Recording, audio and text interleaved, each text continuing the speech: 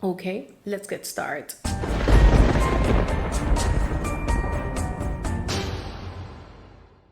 Hey horrifics, welcome back to my channel. My name is Amanda. If this is your first time here, don't forget to subscribe and hit the bell icon so you can get a notification every single time that I post a video, and I post every single week. As you can see from the title, on today's video, I'm going to be giving you my full review with spoilers of Texas Chainsaw Massacre that just hit Netflix today. Now, this is supposed to be a requel or an alternate sequel to the Texas Chainsaw Massacre from 1974. Now, as always, all my reviews are with spoilers. If you don't want them, just to see if this was worth it or not, in the description box down below, there you're going to find my spoiler-free review on my blog because I like to give you guys the options.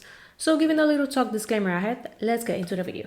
Now, like I said, this is a requel. That is the term that Scream brought up when it came out a month ago.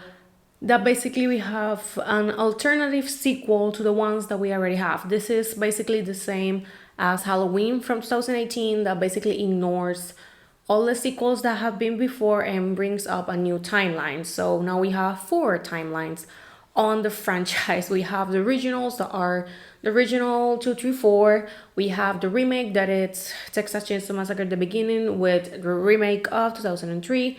We have the reboot that is Leatherface with the original and Texas Chainsaw Massacre 3D. And now this one has been called the Legacy timeline. That is basically the original and now this one. A little bit confusing, but it's not that hard to understand at the end. So if you understand Halloween's timeline, you will be fine with this. Now, basically, this one takes place 50 years after the events of the first one. So meaning that this one takes place on 2023, actually. And basically starts with, just like all of them, with a little recap of what happened on August 18 of 1973.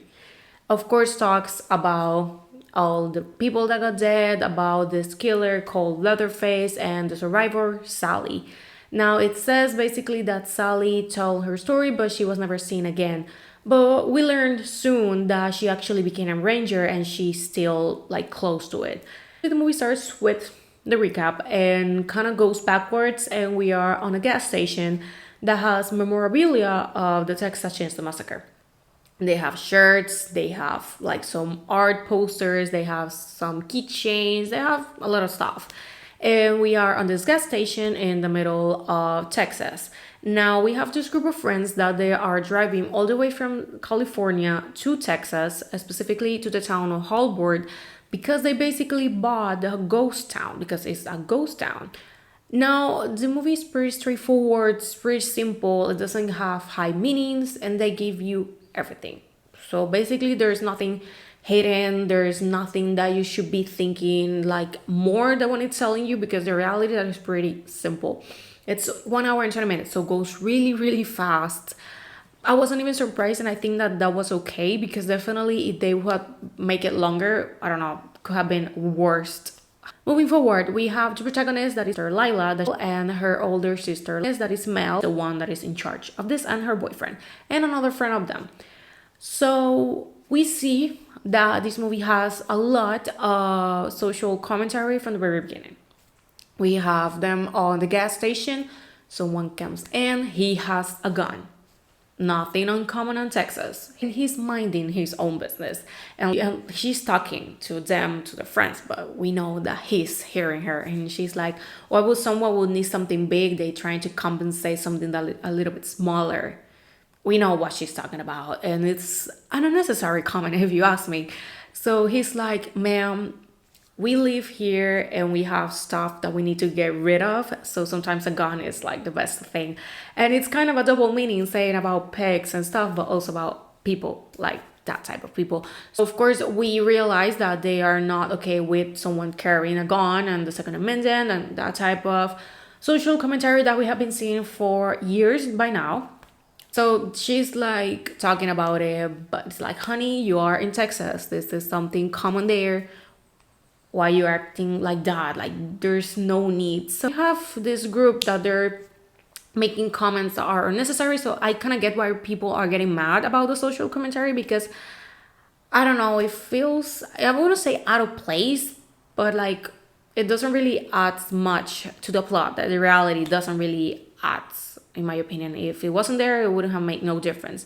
So they get to the town, no one is there, of course, only the guy that was on the gas station. He is the one that sold them the town, basically. So awkward. Now they're looking out, saying, "Oh, I want this here and I want something there," until they see a Confederate flag. And of course, since Les is black, he gets like, of course, he's not okay with that. So they get into inside of the building that is an orphanage. We're in the building while the boyfriend is trying to get rid of the flag, and we see a picture has all the children that are supposed to be or were at some point on the orphanage, and we have someone that has the scratch face and it's on the back. Of course, we know that that is Leatherface. They never really try to hide the fact that Leatherface is there or that he's alive or something. Like, it's pretty obvious from the very beginning. Also, the trailer. Why my dog decides that it's a good time to start barking?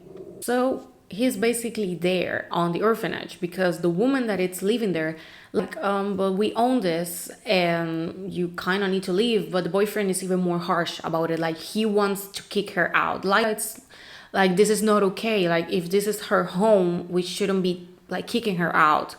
But the boyfriend doesn't really agrees with that. So he goes to find, seriously, he goes to find the sheriff, and while she's trying to talk with the lady, she gets really upset about it, and Leatherface appears on the top of the stairs, but they don't show his face. They're just showing him, but you know that it's him. He doesn't have his mask. By now he's not wearing his mask, and the chainsaw is nowhere to be found. But of course, since the lady's so upset and the sheriff appears, she starts to have a heart attack. So Leatherface gets down. He basically grabs her and they go out and they get into the van of the sheriff to get her to an hospital. And the friend of Lila and Mel, she gets with them because she's like, someone needs to go with them. So she leaves, and the lady basically dies on the way to the hospital. And the last thing that she says to Leatherface is like, "Don't go to my room." And she dies. Of course, Leatherface gets upset about it, the fact that the person that has been taking care of him has just died on his arms. He kills the sheriff's partner, the sheriff, so the van crashes, but the girl survives. She's able to ask for help on the radio, and the person that is hearing her, it's the guy from the gas station that is the owner, not the one guy that had the gun, but the owner of the gas station. And basically what she's saying is that he's taking her face off, because the scene that we have in the trailer with him with the face is basically the face of the lady. So we have the pretty lady kind of mask, because at some point he puts blush on it, but I don't know, I didn't really like the mask, how it looked. I don't know, I prefer the original design of it. I don't know, I know that there's people that didn't like the mask either. It's one of the first things that I actually saw online, and it's that almost no one liked the mask.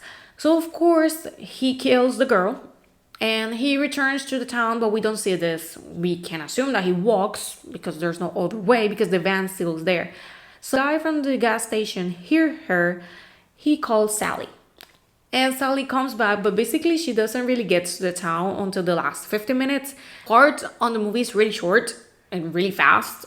There's even people saying that the movie did dirty to Sally, and they kind of did, the reality. So moving forward, basically, since Leatherface returned to the orphanage, he is into the room of the lady, and this is when we see the chainsaw. So we assume that this lady was basically protecting him rather than just taking care, but she took away his mask. He didn't have a mask, and she took away the chainsaw.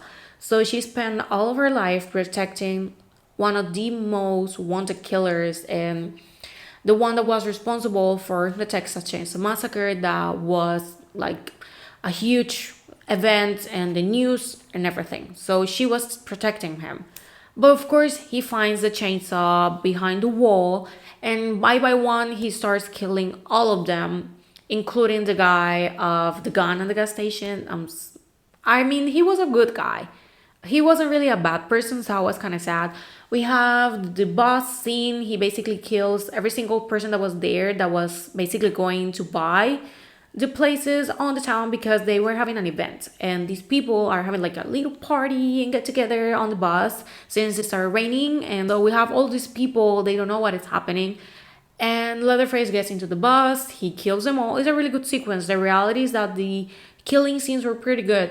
The music was pretty good too, but has a lot of blood, a lot of gore. Nothing to be surprised about because it's kind of the expected. So we have the last girl standing that are Mel and Lila. Now is that the main reason of all this is because Mel get her sister out of California because she survived a mass shooting on her school. And she has like the scar right here, and she survived, but she's dealing with the trauma. She's dealing with the trauma, but eventually she gets a gun and she shoots to Leatherface, and her sister eventually gets the chainsaw and she does this movement. But it doesn't really like touches Leatherface, like she doesn't really does nothing. He just lays on the water. And before that, he kills Sally. Sally basically, if she appears for 10 minutes, that's a lot. Because she's like, do you remember me? Do you remember what you did to my friends? And she starts telling names. Honey, he doesn't. This is not Michael Myers. And of course, he just kills her on the spot and is on a pile of trash. And that's it for Sally. And it's really sad. They did dirty to her, definitely. So basically at the end, it's Lila and Mel leaving the town on their Tesla. So you know that Tesla can drive by themselves. So she puts on all the buttons and they're like laying down, happy that they are okay, that they're survived. But of course, Leatherface appears. He's not dead. This is obvious. He grabs Mel from the passenger seat, and we have Mel while the car is still like moving. She gets on the sunroof and we see her head off by Leatherface, and he's like doing this with the head. And she starts screaming, and we see Leatherface doing like the same movements like the end of the original, like he's like doing circles with the chainsaw, and that's it. That's all for the movie, but has a post-credit scene. So basically at the end, we have Leatherface returning to his house, the one that we have seen on the movies, and basically like the main place for things to happen. So we have the house back, meaning that a sequel could be coming up. I don't know if that will be possible. We waited a lot for this one, so who knows how much time we will have to wait for another sequel of the Texas Chainsaw Massacre franchise, but it left the door open to that. And basically that's it. So I didn't hate the movie, but definitely it's not my favorite. I know there's people that loved it. I know there's people that hate it. I will describe this movie as a fun slasher, simple, nothing too impressive, nothing too memorable, but it's just another slasher movie. Like I said, the only thing that I didn't like really was the mask, and I know that there's people that are not going to be too happy about the social commentary. But well, I think that this is all. I will give this movie a 3 out of 5. And probably like a 5, almost 6 out of 10, because I don't want to be harsh on it because I don't feel like I should, because I don't hate it. It's just not the best out there, but definitely I have seen worse. For me, Leatherface is the ultimate worst movie of the franchise, but that's just my opinion. But definitely this one is not the worst. Probably now that this one came out, I can do a ranking on it. I need to see where I can do that, but definitely I will. But well, this is all for the video. Thank you so much for watching. Let me know if you like it, you hate it, are you in the middle, how do you feel about it, do you want another sequel? Let me know. And well, this is all for the video. Thank you so much for watching, and I'm going to see you guys on the next one. Bye.